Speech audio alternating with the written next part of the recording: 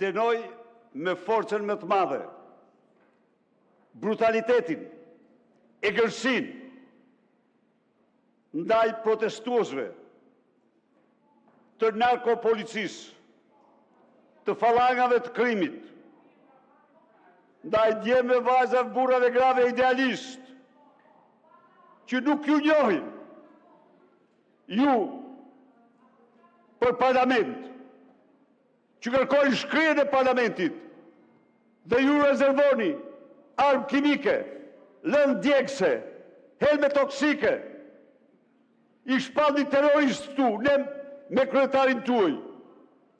A e kuptoni apo jo? Si mund të përfaqësoni ju qytetarët? Qytetarët i përfaqësojnë ata, të cilët kërkojnë tikën Edi Rama. Njeriu, që ndërtoi në Shqipëri shtetin e drogës. Njeriu, që përzuri nga Shqipëria në 10 vite, me politikat e tij, mbi 47% të shqiptarëve. Njeriu, që krijoi pasuri prallore për veten dhe familjen e tij, që vetëm oborrin e ka 9.000 metër katror. Palerë Sarajet pastaj.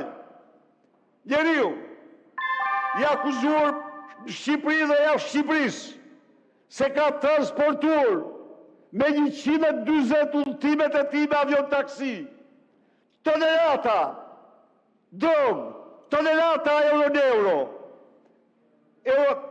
droge, se ka transportuar valixhe diplomatike me shumë se të gjitha qeveritë europiane të marrë së bashku.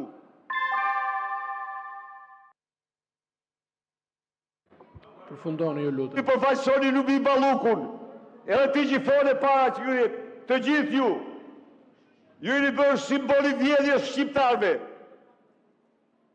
Ndaj dhe kjo urrëtie popullore pa përmbajtur ndaj jush. Sot parlamenti duhet vendos fundin e tij. Krimin e qeverisë kujdestare për zgjedhje të lira të ndershme. Shkoti dhe bëj kafet e lubistit, pra të punë kësi e për gjatë tjetër, se... Mos në rry, kur flasë unë mos në rry. Mos në rry tani jam dopjo.